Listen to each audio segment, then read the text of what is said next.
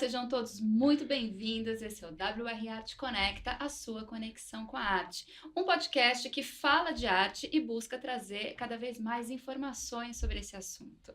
Eu sou Faiga Silveira e no episódio de hoje eu vou conversar com duas artistas incríveis. A gente já estava no bate-papo e eu já estou apaixonada, que são Marta Rosa e Thaís Cato. Elas vão contar um pouquinho das suas carreiras, vão contar um pouquinho sobre o trabalho que elas vêm fazendo, porque a gente em breve vai ter uma exposição aí que vai ser um grande divisor de águas para a WR Arte Galeria e vai ter mais de 100 obras. Mas eu vou deixar que elas contem mais coisas. Meninas, sejam muito bem-vindas. Muito obrigada por aceitar o nosso convite. Eu que agradeço a oportunidade, bom dia. Que delícia estar aqui, estar com a Marta, contigo, Faiga. Muito obrigada pelo convite. Bom. Primeiro podcast para mim, para você também. Também. Ai, gente, que seja um aqui, batismo uma de estreia ouro. maravilhosa.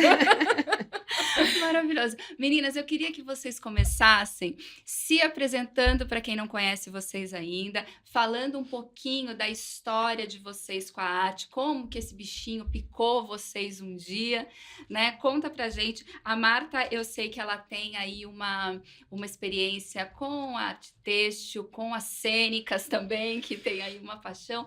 Conta pra gente desde o começo. Nossa, o começo é bem longo. Na verdade, como a gente estava mesmo falando, eu tenho 66 anos hoje e há 66 anos atrás era muito comum ter máquina de costura, fazer tudo em casa, costurar, bordar, cozinhar, plantar coisas. Isso fazia parte do dia a dia. Ainda mais sendo mulher, né? Exato, exato. Não era assim a intenção dos pais criar as filhas para ser alguém enquanto profissional. Era ser alguém potente dentro da sua casa, que soubesse cuidar da sua família, da sua casa, dos seus filhos e repetir, né, o mesmo caminho. Costurar, cozinhar, plantar, cuidar de bicho. Era isso. Eu fiquei meio fora da curva, porque daí eu não casei, não tive filho e fui cuidar de estudar.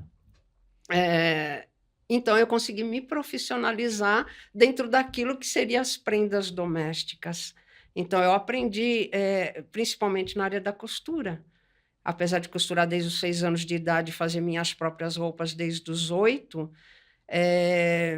eu fazia de uma maneira artesanal, do jeito que minha mãe ensinou.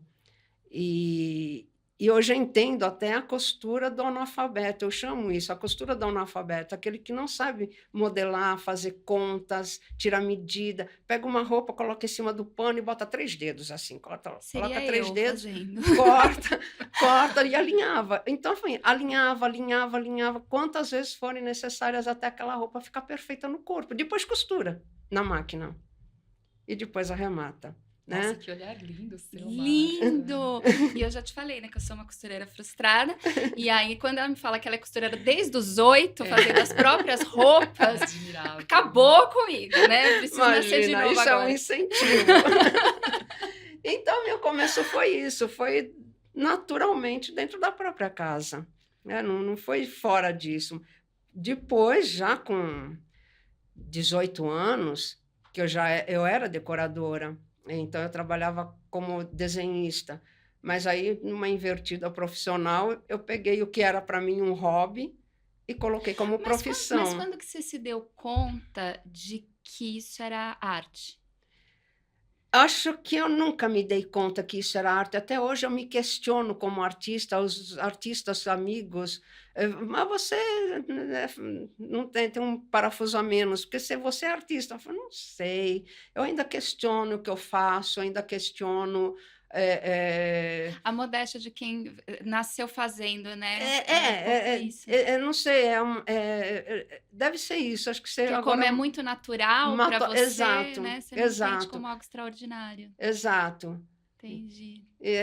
Eu acho que assim, tomar o tecido, eu acredito que neste ponto é que foi um pouquinho a virada. A hora que eu comecei a entender isso que aconteceu foi com o figurino, depois que eu estudei teatro. Uhum. Então, o figurino eu tinha que vestir uma pessoa, né, um ator, uma atriz, mas vestir o personagem que aquela pessoa está representando. Então, eu tenho que, com essa roupa, dar muitas informações para quem está assistindo o espetáculo. Por exemplo, as condições climáticas do momento daquela história, o local geográfico daquela história, as condições morais, físicas, financeiras, sociais daquele personagem. Eu tenho que representar tudo isso na roupa. Como é que eu faço isso? Então, tem toda uma história aí que daí vai atrás de pesquisas e leituras e tal, e nesse decorrer desse caminho tem muito pouca coisa. Hoje tem mais. Porque se documentava pouco sobre isso. Exato. Se você pegar, por exemplo, alguns livros recentes, né? Pode falar que é recentes, mas contando essas histórias mais antigas, você vai ver que a roupa, o enxoval, a rouparia doméstica, ela era inventariada. Ela entrava no inventário da família. Nossa, que loucura isso, né? Né? Se você ler o Casaco de Marques... Como as joias e as obras de arte. Exato. Como as terras e tudo mais, as roupas também entravam no inventário. Passava de mãe para filha, de pai para filho, passava. As roupas eram penhoradas, inclusive. Podia se penhorar no livro Casaco de Marques, você vê ele penhorando o casaco em momentos mais difíceis. Ainda é assim, viu, Marta? Os kimonos, eles são de família. Os kimonos, e eles contêm todas as informações da história da família. Exato. Se você pegar esses outros países que têm essa arte têxtil mais histórica pessoal, não é? E aí você consegue até ver a história do local. Eu vejo pelos bordados, eu tenho amigas bordadeiras, inclusive a Jaque, beijão para a Jaque, aqui, né? Que está lá na Artesanal Sul, tá lá com uma exposição individual. A cápsula, né? Tem a cápsula também, ela está com o corpo presente, que é um eixo curatorial de Cissa Mora. E nós vamos seguir na mega artesanal, junto com artesãos também. Eu estarei lá também com uma individual, que é o Corpo no Espaço. E vai estar também a Cris Dias, eu já estou falando o que vai rolar na mega artesanal, spoiler. Vai estar a Cris Dias com Corpo Mental. E o ano que vem ainda continua esse eixo curatorial falando da extinção. Então, vem aí muita coisa bacana. Mas voltando... a Jaque, ela pesquisou muito o kanta, o sashiko do Japão. São bordados que contam a história daquela região, daquele povo, daquela família. O kanta, ele é um bordado indiano, ele também conta a história dali. E assim como os tecidos também. Por exemplo, o tecido listrado, que eu amo de paixão a história do tecido listrado. Ele é mencionado até no Velho Testamento, no Antigo Testamento. Ele é renegado. Quem veste uma túnica com 2 fios, ele não deve ser abençoado. É muito louco isso, né? Mas você vê como isso entra no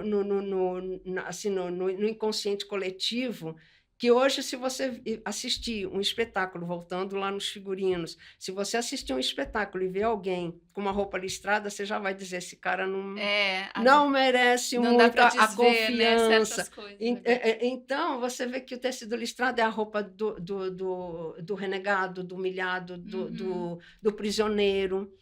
A camisa listrada do malandro carioca. Sim, do prisioneiro. Sim. Do Holocausto, uniforme do Holocausto. Então, o listrado, ele carrega em si...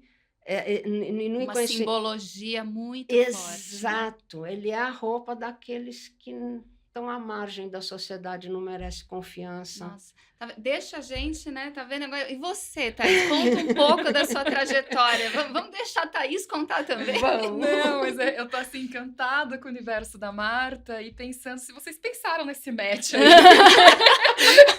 Que coisa, porque pra mim também assim, você disse pra ti foi muito natural, pra mim também. As pessoas perguntam assim, como é que você aprendeu origami? Eu falei, não aprendi, a gente sai fazendo só, entendeu?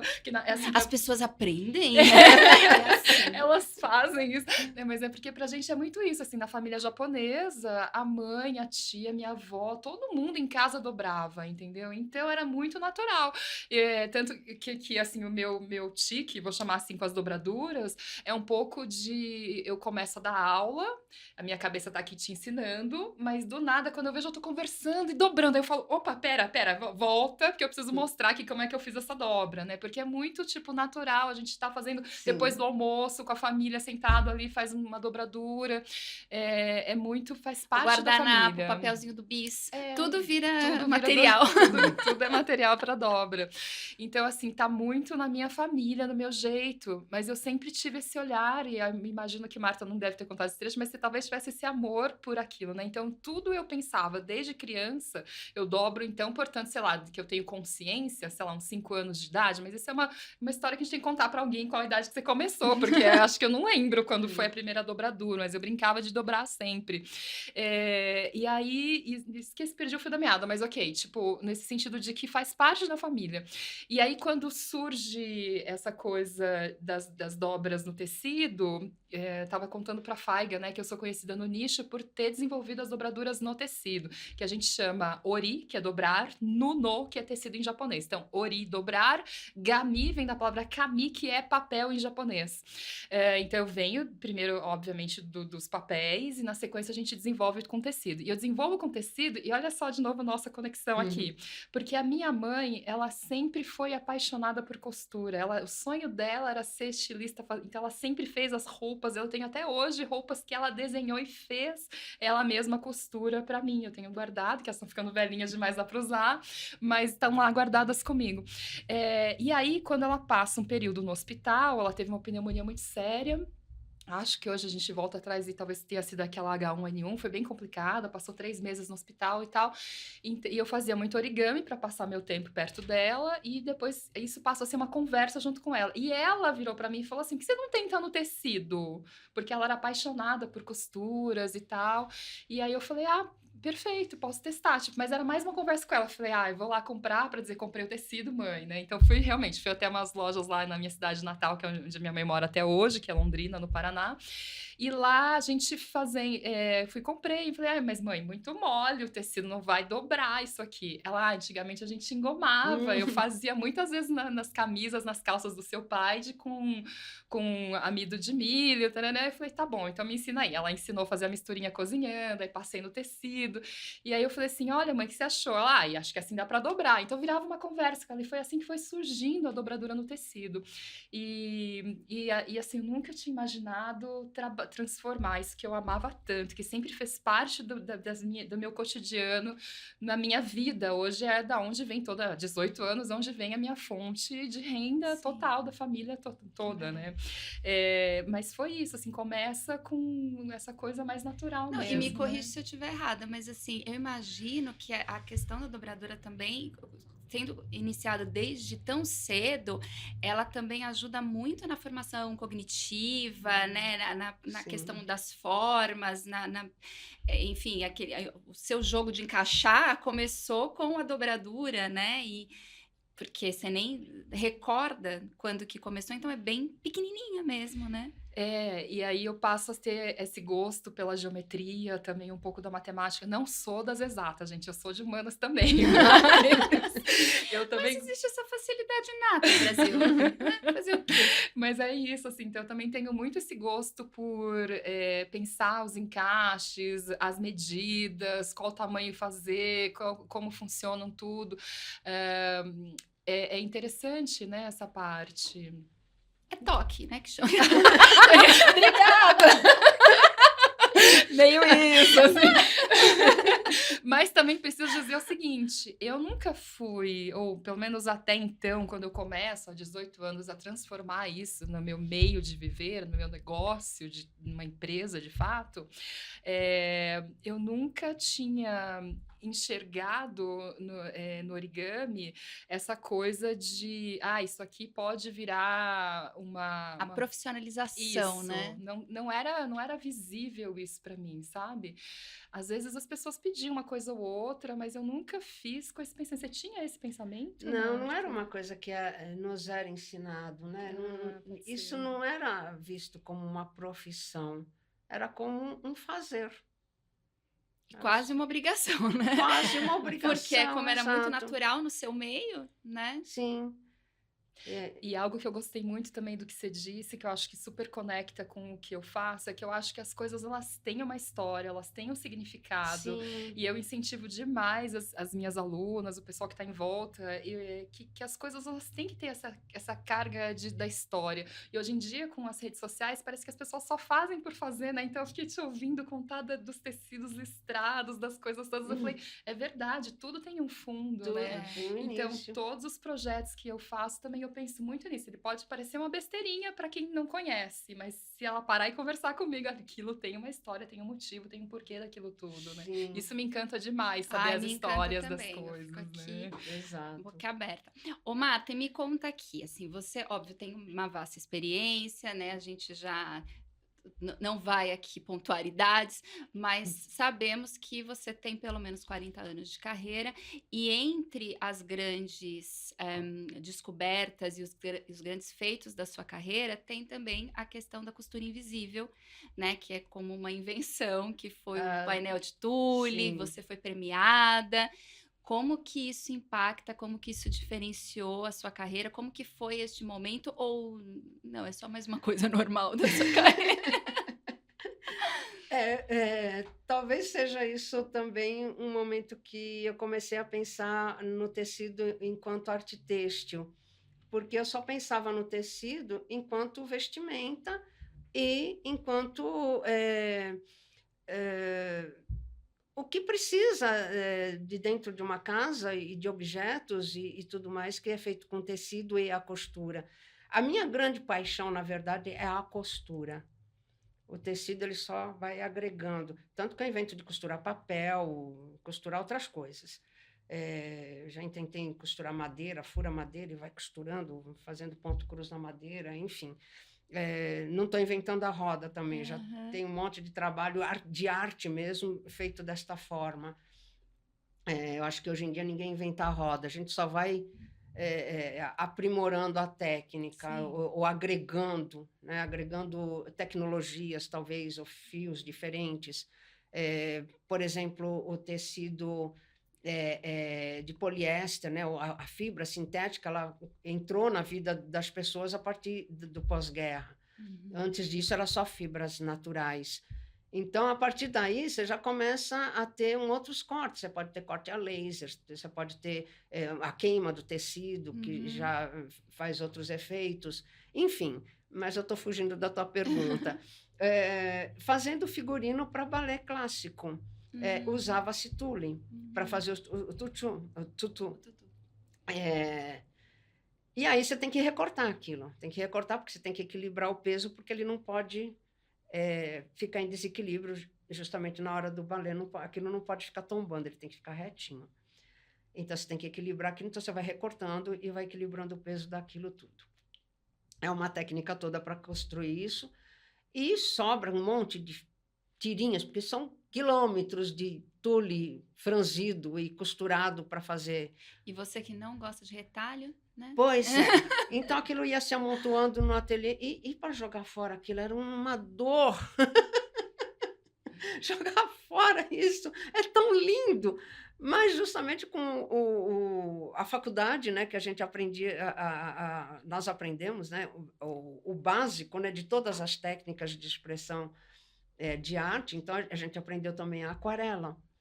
Aí eu comecei a olhar aquilo e falei, isso daqui tem um quê de aquarela, porque o tule ele é transparente, na verdade ele é esburacado, não é que ele é transparente. Ele só tem o fiozinho, o casulinho e é um buraquinho. A transparência dele se dá pelo vazio que ele tem entre os filamentos. Mas aí você vai remontando o tule e ele não dá cobertura do anterior, assim como a pintura em aquarela, que você dá uma pincelada de uma cor e ela não cobre totalmente a outra. É diferente de guache, por exemplo, outras tintas, né, acrílica e tal. Aí eu comecei a ver que aquilo dava alguma coisa. Demorei um bom tanto de tempo, porque eu não me dedicava a isso. Eu me dedicava à indústria, né? Eu estava trabalhando na indústria, na entre-safra da moda, das coleções, eu fazia figurino de teatro. Então, eu tinha um trabalho o ano inteiro por conta disso. Então, eu me sustentava do teatro e da indústria de moda. Bom, aí eu comecei a brincar com esse tule, mas eu demorei anos e anos e anos para chegar numa coisa que eu falei, olha, isso ficou bacana. Aí eu comecei a construir figuras e sombras, enfim, fui fazendo experimentos até eu construir um quadro. Eu peguei uma foto do meu sobrinho, ampliei a mão livre e fiz um quadro de 1 por 80, alguma coisa assim, ou 1,20 por 90, razoavelmente grande. Eu consegui colocar todas as nuances de sombra, tal, que ele é músico, era uma foto dele no palco, então tinha a incidência de luz coloridas. Então tinha assim um espectro enorme ali para trabalhar e dava para fazer essas brincadeiras. E eu comecei a perceber, olha, está aqui na tela até, você começa a colocar camadas de diferentes cores e ele vai dando esse sombreado todo, e consigo, com isso, fazer uma imagem ou fazer um abstrato. Agora, a costura em cima, ela começa a interferir. Eu queria só como se fosse a pincelada da aquarela. Vamos quebrar a cabeça, como é que a gente faz isso? Aí eu comecei a alinhavar não dava certo, porque aquilo ficava um fio solto. Aí alinhavar com linha, a linha aparecia, na máquina nem pensar, não funcionou. E vamos pensar, até que eu cheguei no ponto atrás do bordado, só que um ponto atrás alongado. Então eu ia por trás dele, indo bem para frente, e o ponto atrás ele se dá exatamente no tamanho do fio do tule, que é menos de 1 milímetro. Você dá esse ponto atrás, mas ele dá trava ali. Então, daí ele parou de correr, e aí eu consegui costurar o tule com essa costura invisível, aí eu fiquei feliz. Até descobrir, né? Até mas depois que descobre é uma maravilha. Demorou muito tempo. Demorou bastante tempo, sim. Então, do figurino, do wearable art, que é a roupa artística, para ir para a parede, eu acho que foi aí que eu comecei a levar o tecido para a parede e tirei do suporte do corpo, né? Sim. Nossa. E, Thaís, você já trabalhou com grandes marcas, né, do mundo da moda também, Prada, Arezzo. Eu queria que você contasse para a gente um pouquinho como que essas empresas fazem uso de uma técnica tão artesanal, milenar, né? Como que foi essa experiência para você? Como que isso impacta na sua carreira até hoje? É uma pergunta, parece simples, mas ela não é muito simples. Tô aqui para provocar, entendeu? Eu tô com artistas. Até porque, tipo, eu acho que, originalmente, essas grandes marcas, talvez a Marta rebata porque ela faz parte dessa indústria, né? Mas eu acho que, originalmente, ela vem do artesanato, né? As bolsas que a Prada faz, as roupas, os sapatos que a Arezzo faz, ela tem uma origem artesanal, né? Sim. E então o que eu percebo nos donos dessas marcas é que me contatam geralmente para fazer esses trabalhos ou através de agência e tal, é que eles têm uma valorização pelo feito à mão muito acima do que os compradores das marcas têm sobre o artesanal, entende? Porque dá a sensação de que não é mais artesanato, mas pelo contrário, eu acho que eles têm uma valorização muito grande. E aí, toda vez que vai para... Quando eu fiz, foram projetos, por exemplo, esse último que a gente fez mais recente foi para Arezzo, era um evento que ele queria fazer toda a decoração completamente artesanal. Ele falou, é a primeira vez que a gente vai fazer um evento sem colocar flores, porque eu quero tudo artesanal. E aí a gente começa com uma revoada de pássaros, que tinha a ver com o evento deles, que falava sobre ganhar, sobre um movimento e tudo mais. E quando a gente viu, a gente estava fazendo todos os detalhes do evento inteiro com as dobraduras, né? E para Prada também era um projeto que a senhora Prada quis fazer. Ela sempre tem esse olhar de vamos mostrar o que é o feito à mão, essa delicadeza, o cuidado que a gente tem com as peças feitas pela marca. Então, eram presentes no final de ano, a gente fez todos os embrulhos de Natal, das caixas e tudo mais, com origami.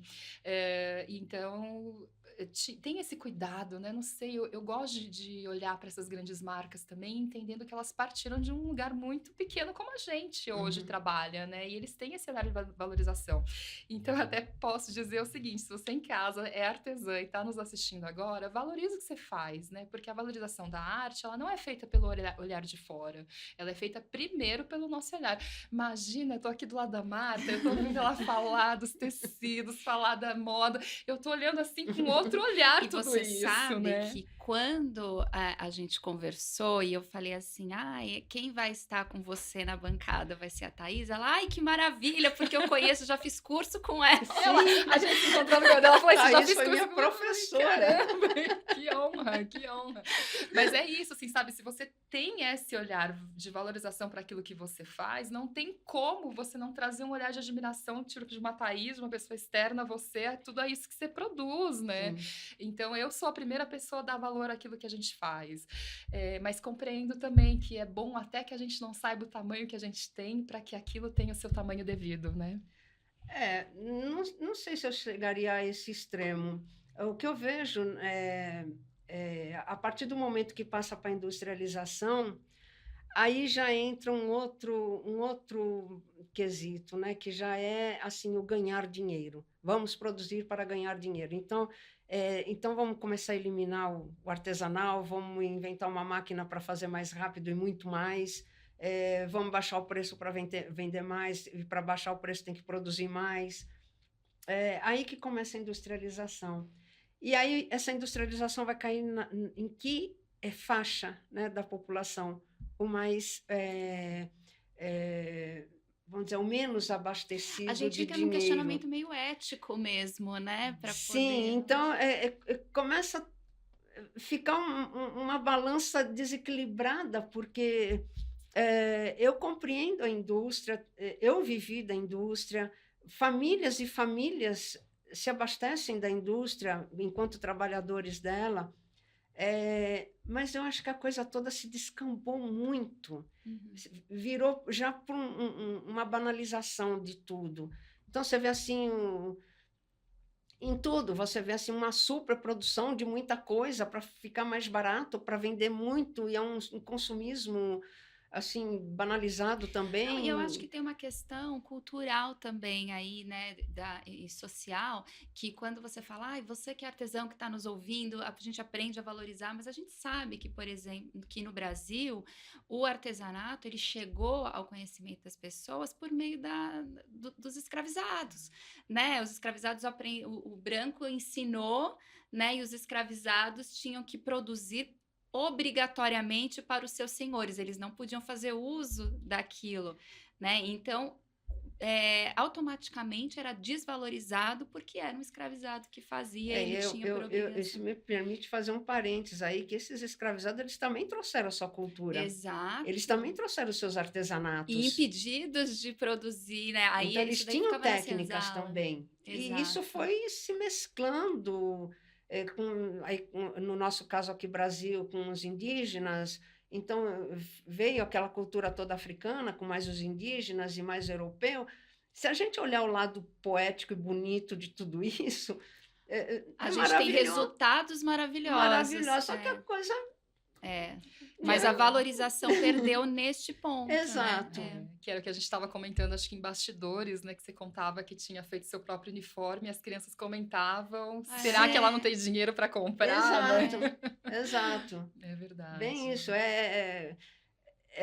se a gente pegar a linha do tempo e perceber como é que foi isso, a gente vai notar, assim, na questão de moda, que eu tenho mais conhecimento, você vai percebendo que a partir dos anos 70, com o aparecimento do shopping center, a coleção do prêt-à-porter, que é a moda pronta, que já é um viés da alta costura lá, europeia, querendo uma produção maior para ganhar mais dinheiro, porque só fazer um vestido de alta costura é muito selecionado ali, é muito seleto aquele grupo de clientes. Então, precisava vender mais. Então, já começou ali a querer fazer uma coisa mais industrializada, mais em série. Capitalismo pela quantidade. Exato. Né?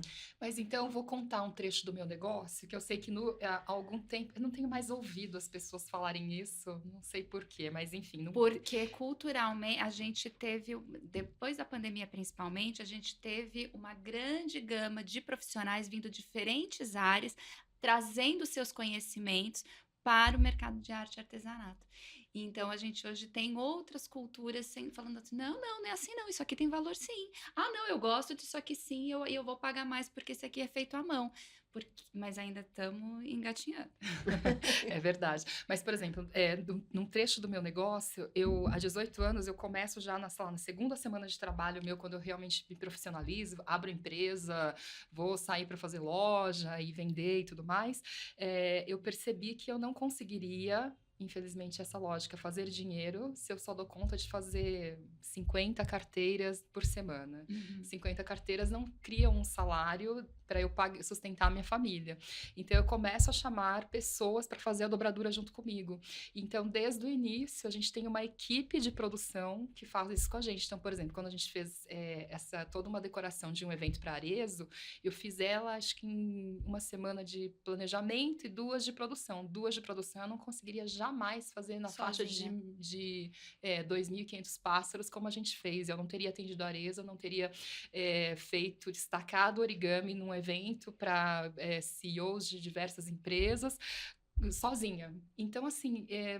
Só é possível porque é um negócio agora, né? Só é possível porque é um negócio agora e porque tem mais gente produzindo junto. É óbvio que daí a gente ainda não tem máquina, né, que faz dobradura. Outro dia um amigo me mandou um perfil de Instagram mostrando que já começaram a criar máquinas de dobrar. Eu falei, nossa, chegaremos lá, tem Tô IA, de olho. né, tem tanta coisa, mas enfim, por enquanto ainda são várias mãozinhas dobrando, né, mas só é possível. E eu já tive muitas pessoas que questionaram essa minha forma de trabalho, dizendo assim, então não é a mesma coisa, né?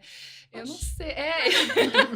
Tipo, como assim você não faz? Eu falo, eu faço, só que eu preciso de ajuda, senão o negócio não caminha, né? Então, não sei, uma faca de 2 gumes. Já ouvi muita crítica, no sentido que acho que recente eu não tenho mais ouvido críticas, e pelo contrário, de pessoas perguntando, eu posso trabalhar contigo, como que funciona e tudo mais. Então, às vezes surge isso. Mas lá atrás, quando eu comecei isso, eu nem divulgava, porque as pessoas me taxavam como uma capitalista que ia fazendo dinheiro em cima. Eu falei, não, se aproveitando, gente, do pobre artesão que tá fazendo a exato. dobradura para você. Eu ouvi muito isso, Fábia, foi horrível. Mas hoje eu enxergo de outra forma. Eu falo, eu tenho a possibilidade de hoje, por exemplo, de estar num podcast falando sobre origami, sobre cultura japonesa. Que incrível! Outros origamistas, outras pessoas da minha cultura, de artes japonesas, vão ganhar com isso. E né? lembrando que, assim, óbvio, a execução artesanal, né, o feito à mão, ela tem muito valor, mas a criação, que é um outro trabalho, né, independe, tem muita gente que cria e não executa com tanta maestria como como concebeu, né? Então, a junção, na verdade, da obra é a criação mais a manufatura, né? E aí, por quê? Que a sua criação é menos valorizada porque um outro te ajudou nessa parte da manufatura, né? Eu e os meus questionamentos também, eu fico bem doida. Meninas, queria que vocês falassem quais foram os maiores desafios da carreira de vocês até agora. Resumidamente. Maior desafio, olha... Tantos, né, Marta? Chover no molhado, ser mulher. Jura? Você sabe que eu tava na ponta da língua, Ser em várias mulher. falas tuas, eu acho que tem muita... Você fala, não fui preparada para isso, não era educada para isso. Ser mulher é muito da minha difícil, idade, talvez as mulheres de 2 gerações para frente da minha, talvez não, Mas eu tive muita porta fechada, tanto na indústria quanto na arte, tive muita porta fechada. E eu fico imaginando, eu sou branca, imagina se não. É. Do privilégio branco ainda tem a Né? pecha de ser Então, mulher. olha, como falei, é chover no molhado, mas o fato de ser mulher, de uma classe média baixa, nem sei se existe ainda essa faixa, né? Tá cada vez mais baixo, meu amor. Mas lá nos anos 60, 70 tinha isso, a classe média, né? Tinha aquela classe média que vivia de aluguel, mas era assalariado, trabalhava na indústria, enfim, conseguia sustentar. Começava a trabalhar com 13 anos e ia até Sim, eu comecei a na trabalhar mesma com 14, mas você não tinha essa condição profissional, né, essa formação profissional. Isso foi acontecendo ao longo do caminho, e eu acho que foi um desafio meu comigo mesma, eu tenho que fazer, eu vou ter que sobreviver disso, eu tenho que fazer, eu tenho que ir atrás, tenho que melhorar, eu tenho que ganhar mais, eu tenho que dar um jeito nisso. Então, tenho que ser boa nisso, eu tenho que fazer o melhor. E durante muito tempo eu fui uma ótima modelista, graças a Deus. Eu fui uma das remanescentes lá da modelagem manual. Eu me aposentei ainda fazendo modelagem manual, porque eu fui beirando aquelas indústrias que ainda não tinha condições de implementar o sistema digital, né, dessa modelagem toda. Então, eu consegui levar até a minha aposentadoria com a modelagem manual. E foi também um ato de resistência a isso. Não foi fácil também dizer, não, eu faço manual, sim. E que foi bacana, por outro lado, que depois que eu me aposentei, falei, agora eu vou dar aula. E hoje, nossa, virou completamente, porque... E hoje é Marta Rosa. Meu Deus, eu vou ser sincera, é a primeira vez que eu me emociono com uma fala de você responder que seu maior desafio é ser mulher, porque eu não vivi isso. E você contando, eu tô lembrando aqui, a minha mãe é um pouco mais velha que você, Marta. Você não tem idade para ser minha mãe, mas eu repassei um pouco da história da minha mãe. Eu acho que ela enfrentou essas dificuldades de perceber que ser mulher era muito difícil, uma mulher sozinha é mais difícil ainda. E eu não vivi nada disso. Então, muito obrigada à tua geração, a geração da minha mãe, porque para mim é mais leve. Eu não vivi nada disso. Pelo contrário, eu acho que eu tive ganhos por ser mulher, por ser... Nunca tive portas fechadas por ser mulher. Às vezes eu fui servida porque eu era uma mulher. E eu acho que é o trabalho da sua geração, da geração anterior que fez isso. Então, muito obrigada pelo seu trabalho, porque eu não vivi isso. Estou emocionadíssima. Agora, e nos emocionou, né? Tanto que o meu desafio agora apareceu bobo. Consigo nem pensar nele direito, porque o meu era simplesmente dizer do porquê que eu abandonei uma profissão, que eu já era formada, já tinha 9 anos de jornalismo, para virar uma artesã, viver de dobrar papel. As pessoas falam, Você trabalhava na área jornalística? Fui jornalista durante 9 anos, tinha meu salário com isso, e por incrível que pareça, naquele momento, eu ganhava mais dinheiro dobrando papel, então eu fui para dobrar papel. Te entendo perfeitamente. Nunca foi assim, fiquei sem emprego, fui fazer um negócio, né? E aí ter que também enfrentar isso na família, jamais do meu pai e da minha mãe e do meu então marido. Eu me separei e tal, mas eu sempre tive apoio da minha família próxima a mim, mas contar para os amigos e para a família que eu era artesã era muito estranho, entendeu? Porque é isso, as pessoas não valorizavam, né? Então eu não tinha esse olhar. Talvez esse tenha sido o meu maior desafio, mas ele foi tão bobo perto do seu que eu tive apoio da minha família, eu tive apoio dos meus amigos próximos, eles entendiam o que eu fazia, e eles que eu tinha esse olhar de reconhecimento para tudo aquilo que eu fazia e falava, isso é incrível, vamos transformar nisso. Nossa, eu contava, sempre minhas amigas contavam com orgulho de quem eu era, né, do que eu fazia. Olha que incrível, ela transformou um hobby, aquilo que ela ama. Eu nunca tive desafios nesse sentido, eu acho. Lógico, a gente tem como empreendedora, pagar imposto, de não sei o quê, o desafio também de ter conta para pagar no final do mês, então você tem que batalhar sozinho, porque eu não tenho um salário, eu tenho que correr atrás, mas para mim isso é uma glória, porque se eu correr atrás é meu, né? Então tá tudo bem também, sabe? Obrigada, viu, Marta? Não, mas é maravilhoso esse reconhecimento, porque quando a gente fala de desafios, por vezes a gente associa a dor. E as dores são reais, tenham ela o tamanho que for, né? Talvez nunca tenha percebido nada pelo fato de ser mulher, porque isso nunca lhe doeu. E que bom, por conta de exemplos como o seu, Marta, que realmente que preparou, que pavimentou aí o caminho para que a gente pudesse chegar e fazer mais escolhas hoje, né? Que bom. Maravilhoso. Agora, meninas, é o seguinte, a gente sabe que do dia 5 ao dia 9 de julho, a gente vai ter a Mega Artesanal aqui em São Paulo, lá no São Paulo Expo. E no estande da WR Arte Galeria, vamos ter uma grande exposição, que é a Artesãos 3, e da qual vocês fazem parte. Sim. Eu queria que vocês contassem a história de vocês com a WR Arte Galeria, como que vocês se conheceram, como que surgiu o convite para essa exposição, quais as obras de vocês, se é uma ou se é mais de uma, e em que estágio que elas estão. Bom, eu tenho uma história com a WR desde sempre, né, que acontece a Mega Artesanal, eu vou atrás disso, que ela tem sempre essa ligação com a costura, né, com o artesanal da moda, né? Então eu sempre fui atrás disso, mas eu não tinha uma ligação profissional, eu era mera visitante, então eu conhecia, mas eu era mera visitante. Mas a partir de 2011, quando eu conheci Cissa Mora, que é minha madrinha têxtil, eu falo para ela: Cissa, você é minha madrinha têxtil, viu, Cissa? Você é minha madrinha têxtil. Porque muitas portas fechadas também, que eu sempre trabalhei com retalhinhos de tecido, mas não fazia patchwork, eu nunca fiz patchwork. Então era aquela coisa assim, isso não é patchwork, mas claro que não é, eu não faço patchwork, então não interessa. Bom, tá, eu faço roupa, não interessa, tá bom. Até que, com a técnica de tule, eu me inscrevi num edital e ganhei um prêmio, e o prêmio era a prêmio aquisição. Eu tenho uma obra na Secretaria Municipal de Cultura de Guaratinguetá, que o Salão era de Arte Contemporânea de Guaratinguetá, em 2010.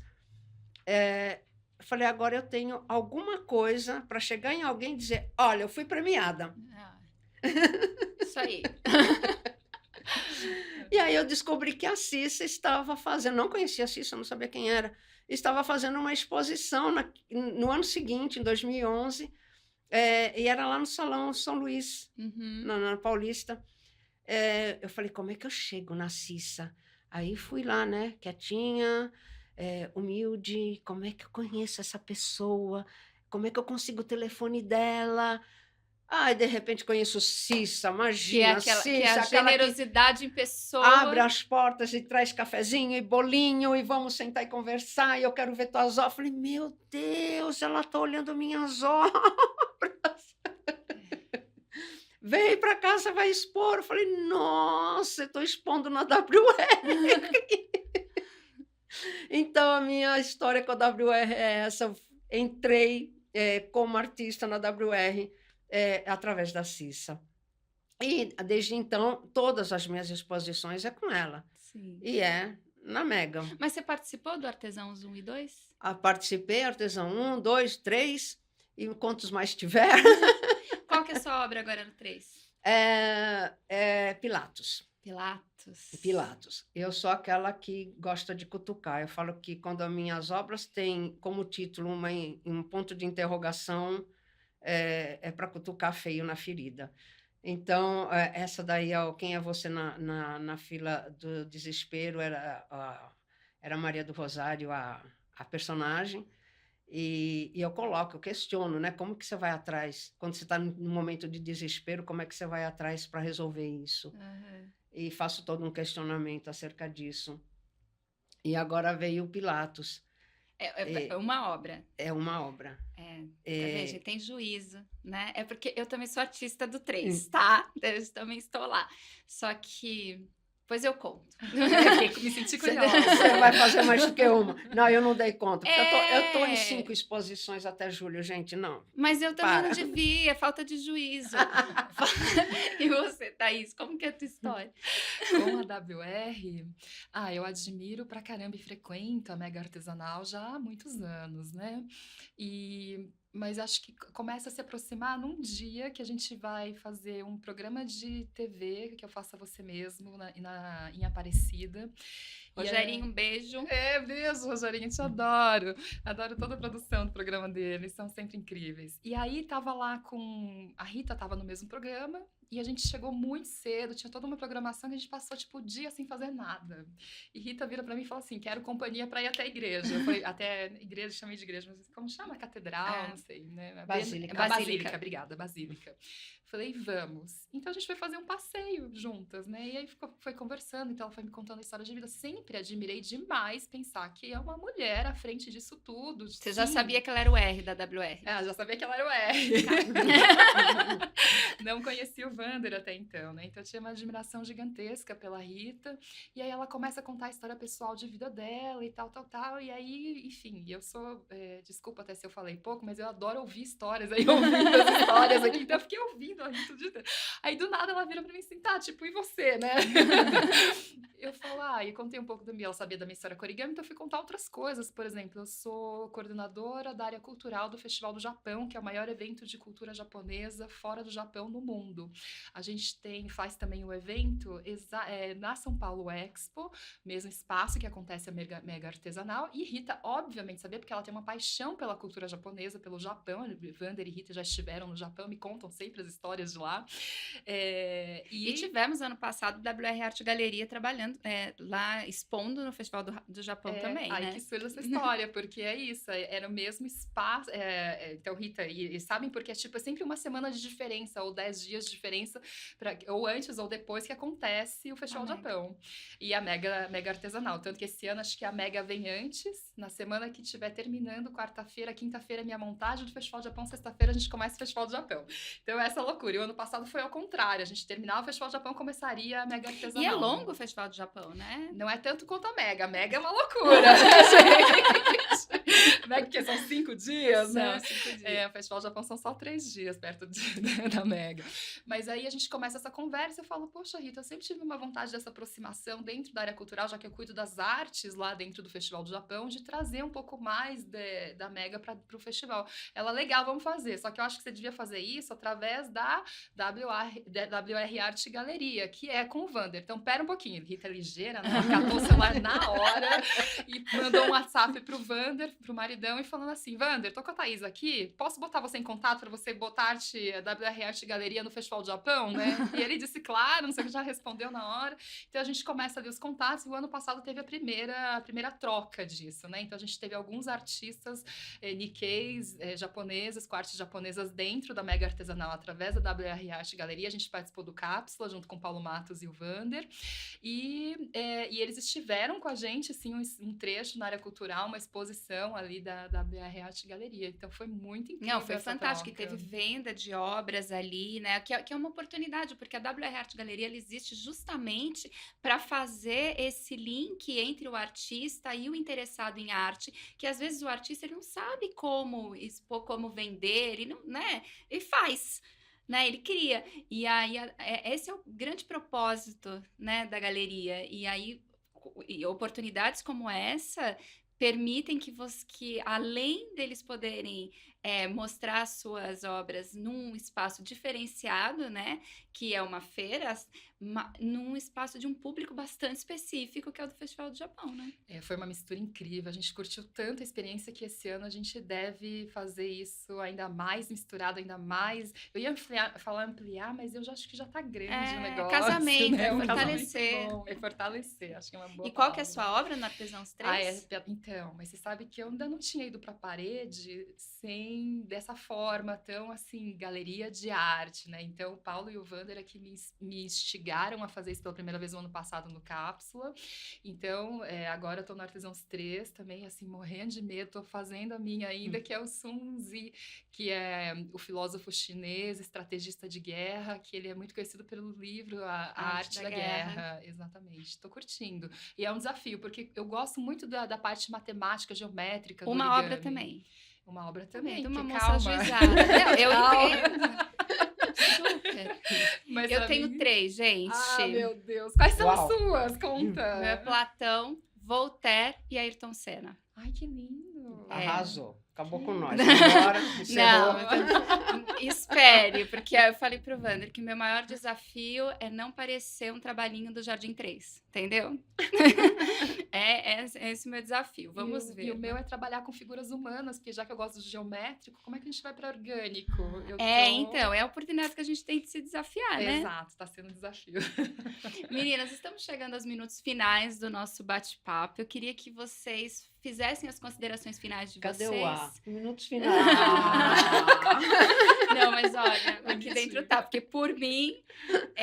E queria que vocês finalizassem deixando como que as pessoas encontram vocês, redes sociais, enfim, quais os contatos que vocês querem deixar, que vocês costumam deixar, para que as pessoas possam manter esse contato ou continuar acompanhando o trabalho. Eu sou meio ogra de rede social, mas enfim, eu tenho um Instagram que funciona mais ou menos. Eu espero um dia também aprender. Acho que o maior desafio hoje é isso, viu? Mas, sim, tem o @marta.e.rosas. E só mandar mensagem, se quiser aula de costura, quiser aprender arte têxtil, saber essa arte conceitual. Com muito papo e muito conhecimento, né? As historinhas, isso a gente vai lá e conta. Maravilhoso. Sejam bem-vindas ou bem-vindos. É isso aí. Que legal. O meu eu adoro usar o Instagram, então o Instagram é Thaís com H, Thaís Cato Origami. E tem meu site também, thaiscato.com.br. É possível me achar principalmente nesses 2.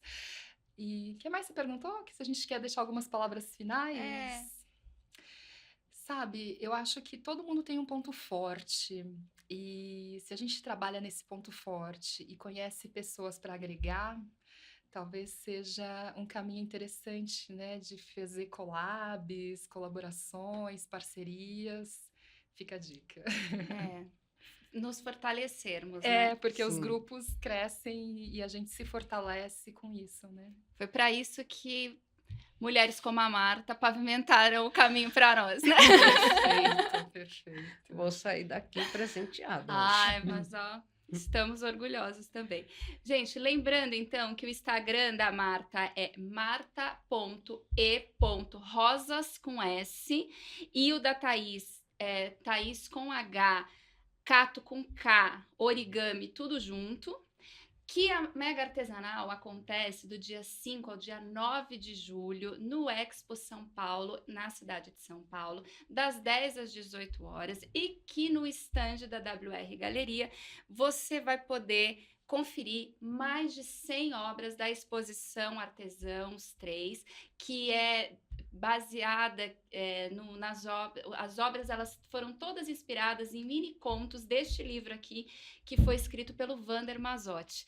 Então, a gente espera vocês na Mega Artesanal. Lá vocês vão poder encontrar os artistas, vão poder encontrar o Paulo Maltos, que é o curador da WR Galeria e dessa exposição. Estaremos todos esperando por você. Espero que você tenha gostado. WR Arte Conecta, a sua conexão com a arte.